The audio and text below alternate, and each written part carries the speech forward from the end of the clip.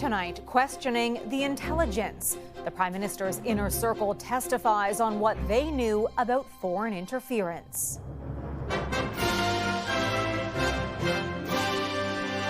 It's our responsibility in seeing it to ask as many questions as we can about it. Defending inaction despite accusations of meddling by China. The master in the art of disinformation.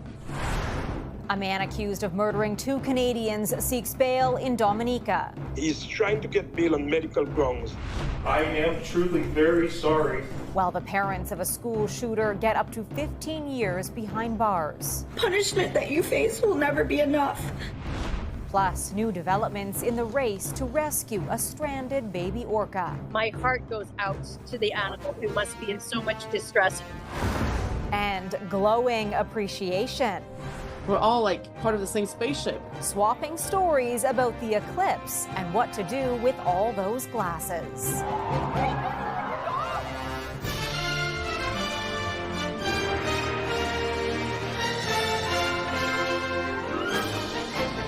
CTV National News with Omar Sachedina. Reporting tonight, Heather Butts. Good evening. We are learning more about what exactly the Prime Minister knew about foreign interference and the advice given to him. Justin Trudeau's inner circle testified at the public inquiry today. The gatekeepers during 2 previous elections did not recommend any action to counter Chinese meddling. CTV's Judy Trin reports. Members of the Prime Minister's inner circle put on the hot seat. They were briefed by intelligence officials about Chinese meddling in the past 2 elections, but pushed back on the information. I believe it's our responsibility in seeing it to ask as many questions as we can about it, at times challenge it. The inquiry heard in September 2019, Justin Trudeau's top advisors were shown intelligence that China was interfering in the riding of Don Valley North. The Liberals' national campaign manager testified he briefed the Prime Minister but didn't recommend any action. And based on what I thought should be an extremely high bar for overturning a democratic result, I had recommended to the Prime Minister that no action be taken. To all my colleagues in the Parliament, the inquiry also heard that after intelligence leaks suggested that Dong told a consulate official to delay the release of the 2 Michaels, Trudeau's team wanted to release other information to help clear the MP's name, but couldn't. The conclusion was no, it cannot be made public. So we couldn't actually, in a clear way, defend Han Dong against this allegation, which was wrong. Between June 2018 and December 2022, there have been 34 CSIS briefings revealing China clandestinely and deceptively interfered in both the 2019 and 2021 elections, and that cabinet, senior government, and top election officials were briefed. Critics say it's mind-boggling that the government put in place special mechanisms which found threats but didn't issue warnings. You didn't see any proof that this information was coming from China. Well, does he expect to see fingerprints? The Prime Minister will testify tomorrow afternoon. He'll be asked questions about what he knew about Chinese interference and when, but more importantly, what he's done since then to protect Canada's democratic institutions. Heather. Judy, thanks. The Prime Minister is facing increasing pressure from Quebec's Premier to reduce the number of temporary immigrants in the province.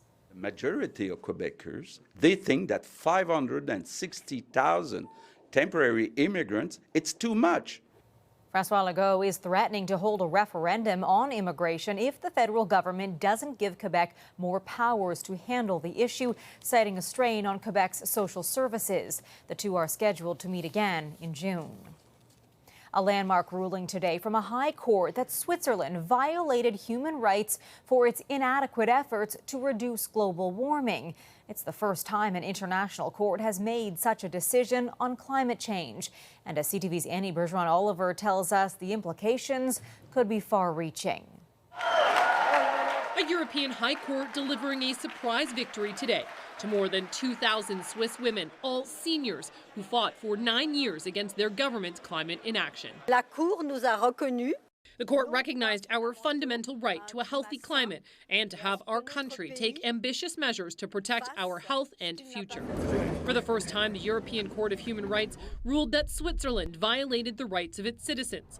Failures in its environmental policies, the court agreed, put the elderly at greater risk of dying from climate events like heat waves. This included a failure to quantify, through a carbon budget or otherwise, national greenhouse gas emissions limitations.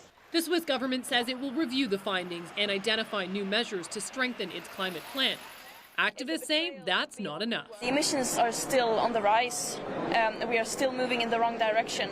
Today's judgment does not come with any sanctions and cannot be appealed, but it does set a legal precedent for the 46 member nations who belong to the court. It affirms that the European Convention on Human Rights applies to the climate crisis, that governments have legal duties to act, and they've upheld the right of people to go to court and challenge their government's weak climate action.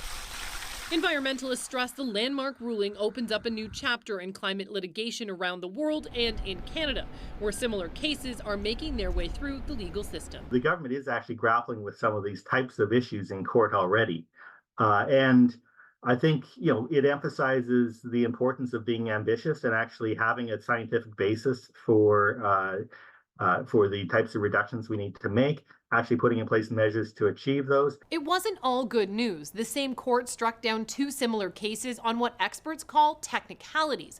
One involved a group of Portuguese youth. The other was a former French mayor who claims government policy, Heather, is putting his small French town at risk. All right, Annie, thank you. Conservative leader Pierre Poilievre is challenging the Prime Minister to defend his carbon pricing policy in a televised emergency meeting. Will he agree to a televised carbon tax conference if he's so sure of himself on this issue? The Conservatives introduced a motion today demanding Trudeau meet with provincial and territorial leaders within 5 weeks. MPs are expected to vote on the motion tomorrow.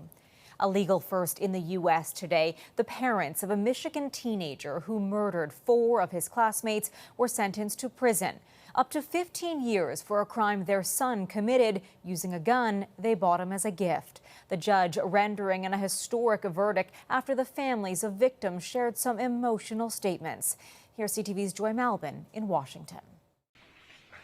The Crumbleys, Jennifer and James, never pulled the trigger, but were found criminally responsible for their son Ethan's attack, the deadliest school shooting in Michigan's history. They faced the families of the 4 murdered teenagers who spoke of unimaginable loss.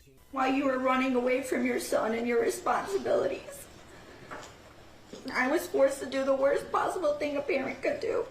I was forced to say goodbye to my Madison. Speaking directly to the Crumbleys parent to parent, they blamed them for buying 15-year-old Ethan the gun, failing to secure it, ignoring signs he was seriously troubled, including school concerns over disturbing drawings of bullets and blood. But please know that I am truly very sorry. I am sorry for your loss as a result of what my son did. Showing some remorse, the Crumbleys pleaded for leniency. I sit here today to express my deepest sorrow for the family of Hannah, Tate, Madison, Justin. It is the sentence of this court, Ms. Crumbley, that you serve 10 to 15 years. The judge chastised the Crumbleys, saying they had many chances to get Ethan help, keep him away from weapons, but failed to do so. That could have prevented this tragedy. These convictions are not about poor parenting. These convictions confirm repeated acts or lack of acts that could have halted an oncoming runaway train. Sentencing them both to a minimum of 10 years in prison, the first parents convicted in America for their son's attack. I'm hoping it sends a very clear message to everyone that it's time to wake up and take responsibility. Prosecutors believe this historic sentence could set a precedent for holding parents accountable in a country where mass shootings have become an epidemic. Heather? Joy Malbin in Washington. New allegations in another high-profile U.S. legal case, this one against Alec Baldwin. In a court filing, prosecutors say the actor flew into rages on the movie set of Rust, where a cinematographer was shot and killed. They claim Baldwin was out of control, screaming and cursing. Also, that he kept changing his story after the fact. Baldwin will go on trial this summer for manslaughter. He was holding the gun that fired the fatal bullet during rehearsal, but he denies pulling the trigger. The American man accused of murdering 2 Canadians on the island of Dominica is seeking bail. Daniel Langlois and Dominique Marchand were found in a burnt-out car late last year. The accused says he needs medical attention, that he is being denied in a roach-infested prison. CTV's Geneviève Bushman reports. American Jonathan Lair appeared before a court on the lush island of Dominica, asking to be freed on bail. He looks slightly pale. My information is that he's trying to get bail on medical grounds.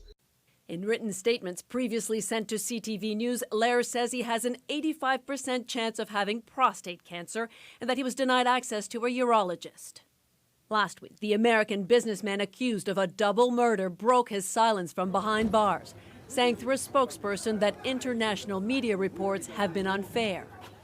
Lair and another American, Robert Snyder Jr., were arrested last December, days after Canadians Daniel Langlois and Dominique Marchand were found dead in a burnt-out car. It was not real whatsoever.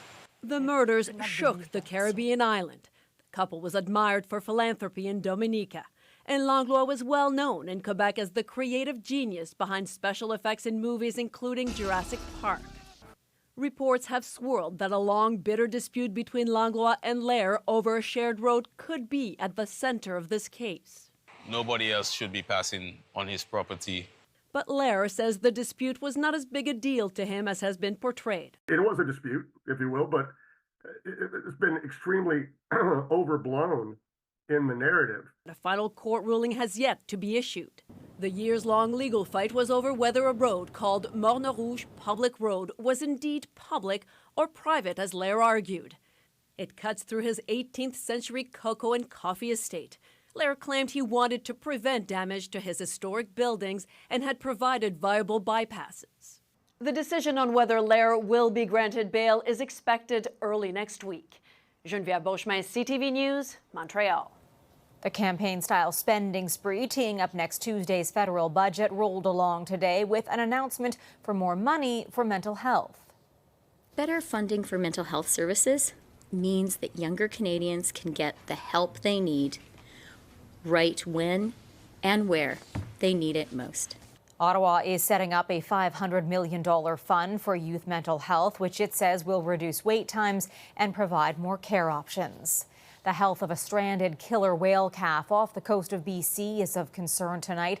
Researchers have noticed the orca's skin appears to be changing color. A complex plan is being put together to reunite the animal with her family.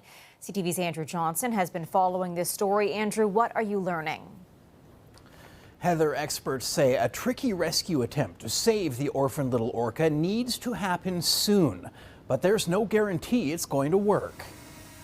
Newly released video shows the narrow opening next to a sandbar that is the only way in or out of a remote lagoon off Vancouver Island. Multiple attempts to lure the calf out of the lagoon haven't worked. It's been like regularly coming out of the water for air every 5 to 7 minutes. It's sort of hanging out in one middle part of the lagoon. It's moving around in that area, and it seems pretty lively. The killer whale's skin has started to whiten on one side, likely related to the lower salt content in the lagoon water. What we're seeing is probably a little bit of dehydration in the skin. It could be perhaps even response to some of the stress that the animal has been under. Last month, the calf and her pregnant mother swam into the lagoon, and toward tragedy, the larger whale became beached, and despite desperate efforts from people in the area, Mom couldn't be saved. Fisheries and Oceans Canada is working together with the Hadasat First Nation to get the calf out of there. I am so pleased that there are people who are so dedicated to try and save this little calf. The First Nation has named her Quisahayes, or Brave Little Hunter.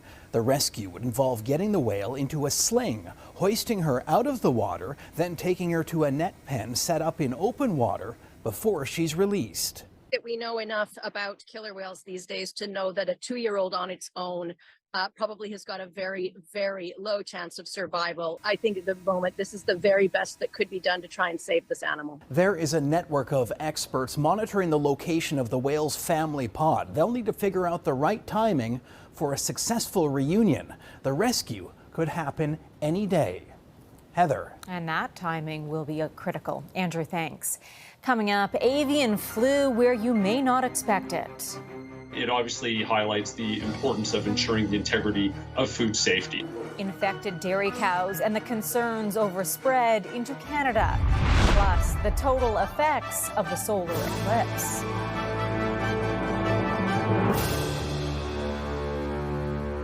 An unusual bird flu outbreak in dairy cows has now infected a number of herds in at least 5 states.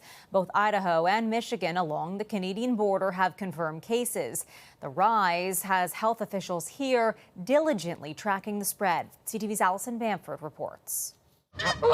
What's usually a foul disease among birds is flocking to a new herd. This is really the first time that dairy-producing cattle have been impacted by it. Cases of avian flu now confirmed in dairy cattle in at least 5 states.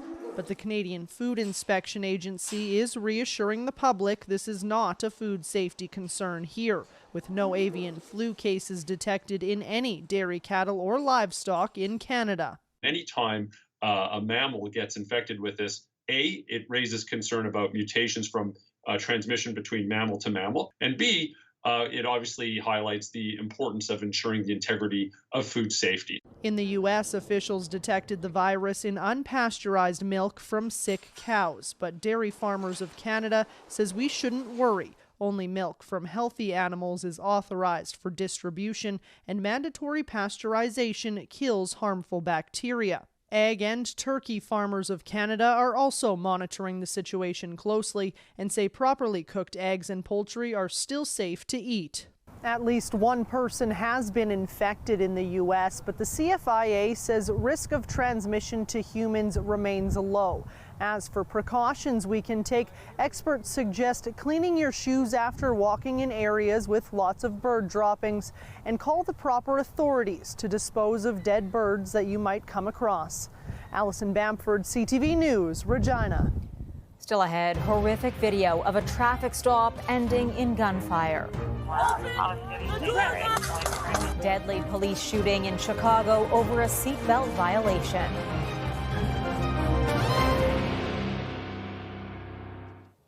The U.S. State Department has approved an emergency $138 million in foreign military sales for Ukraine to provide critical repairs and spare parts for missile systems. Ukraine's military has struggled with shrinking weapons stockpiles against resurgent Russian forces. The move by the U.S. comes as approval for a far larger aid package remains stalled in Congress. Israel says more aid is getting into Gaza, more than 460 trucks today alone, the highest since the conflict began. But the United Nations and Red Crescent dispute the number, saying many trucks were half full. Under mounting global pressure, Israel has agreed to open another border crossing and a port to allow more aid to enter the enclave. The humanitarian crisis in Gaza is dire, with the UN warning of famine. Also today, Prime Minister Benjamin Netanyahu escalated his pledge to invade Rafah, saying there is no force in the world that will stop us. There are many forces trying to do so, but it will not help. The Biden administration is dismissing Netanyahu's claim that a date has been set. Secretary of State Antony Blinken says conversations are ongoing. Canadian aid worker Jacob Flickinger, killed by an Israeli airstrike in Gaza, was honored in Quebec today. Flickinger's parents were at the National Assembly for the moment of silence. He was raised in Quebec and had been a member of the province's Royal 22nd Regiment. Flickinger was just 33 years old. He leaves behind a partner and one-year-old son. Ottawa is expected to recognize his service sometime this week. There is a frightening new footage revealing the mayhem that unfolded in a Chicago neighborhood during a deadly traffic stop, and a warning: the video is difficult to watch. Police body cam captured the incident that ended with officers firing a barrage of bullets. 4 officers unleashed 96 rounds in 41 seconds, killing 26-year-old Dexter Reed. They claim the man fired first. The ordeal started when he was pulled over for not wearing a seatbelt. Plainclothed officers swarmed his car. Reed ignored the demands and allegedly fired at authorities, striking an officer in the wrist. Open the door now! Police say the man was facing charges for allegedly carrying a gun into a street festival. His mother left heartbroken. They killed him! They killed him! The officers are on administrative leave until an independent investigation is conducted. After the break, Eclipse economics. The boost for businesses around the celestial celebrations. Many are still basking in the glow of yesterday's eclipse, and we're getting a clearer view of the size of the crowds that converged on towns and cities in the path of totality. Some restaurants in Niagara Falls saw a 404% increase in sales compared to an average Monday. Though the once-in-a-generation solar eclipse also brought with it a deeper meaning for millions who watched in wonder. Here's CTV's Adrian Gobriel. A thought-provoking and emotionally evoking eclipse. It's really going to happen, man. It's really gonna happen. That even had broadcasters dancing with excitement. It's going to happen. It's going to happen. Some soaked in the view from 30,000 feet. Guinness World Record? Wow. Others marked the occasion by setting a Guinness World Record. 309 people? For the most people wearing a sun costume in one place. Children whose schools were shuttered due to the perceived dangers of the day, not surprisingly soaked in the solar wonder safely, marking the occasion in their own precious way. The sign which says a moon, and then there's a little robot, and then there's a little alien. I can't tell what this is, though. Not sure about that one, okay. And then this should be Saturn, and 2 stars, and a happy face for some reason. Even PJ golfers preparing for a major championship couldn't help but marvel at the alignment. Oh, yeah. Yeah, this is timed up pretty good. We get to watch the end of the world at Augusta National, right? Turns out the world didn't end. The sun rose again today, though many are still coming to terms with what we witnessed. Our planet, us on it, and then the moon passing in front of the sun. Canadian astronomer Julie Boudic-Duval recently co-authored this book titled Eclipse. She believes the celestial phenomenon has shown the power to unite humankind. We're all citizens of planet Earth, right? And when you realize that, you realize like we're all in this together, right? We have to work together to make it work. We're all like part of the same spaceship in a sense. Valuable words as we ponder our planet, our place on it, which when perfectly aligned, can bring us all together. Adrian Gobriel, CTV News, Toronto. It was a remarkable experience. That's our show for this Tuesday. I'm Heather Butts. For all of us at CTV National News, thank you for watching. Good night, and I'll see you again tomorrow.